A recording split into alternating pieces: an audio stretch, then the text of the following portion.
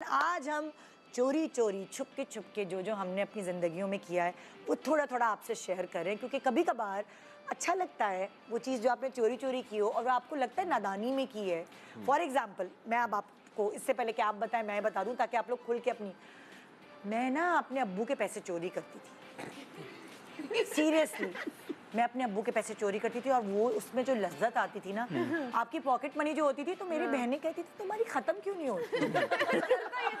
हमारी खत्म, तुम तो इतनी चीजें ला ला के खाती हो।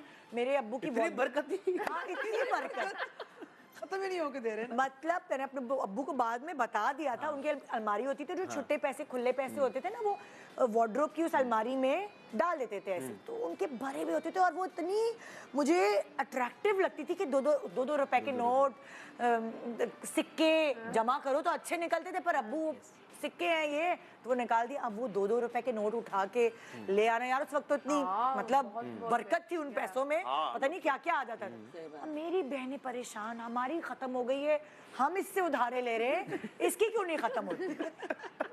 एक तो ये होती थी, और उसके बाद जैसे कभी बाहर मेरे मामू वगैरह रहते थे तो चॉकलेट्स इतनी आम नहीं थी पाकिस्तान में जिस तरह अब हर ब्रांड मिल जाती है। तो वो चॉकलेट्स आई हुई होती थी, तो जब भर की चॉकलेट्स आती थी तो अम्मी क्या करती थी, हिस्से कर देती थी। 3 बहनें थी हम लोग, तो तीनों बहनों के हिस्से कर दी। तो मेरी चॉकलेट्स खत्म नहीं होती थी क्योंकि मैं अपनी बहनों की चोरी करके खाती थी। पहले वो खाती थी, फिर उसके बाद अपनी खाती होंगी। नहीं, अपनी नहीं, मेरी बच्ची भी है। कह रही ना वो नहीं खाती, तो वो कह रही हमारी खत्म हो जाती थी, फिर निकाल भी निकालती थी। हाँ, अब बात करते हैं। तो मेरी बहनें बेचारी भोली भाली, मैं भी भोली ही थी उस वक्त। नहीं, आप कवर ना करें अब। मतलब चोरी भी, फिर बहनों पे एहसान भी। अच्छा, और मेरी अम्मा भी देखिए, मेरी अम्मा जग्गा जासूस कैसे बनती थी।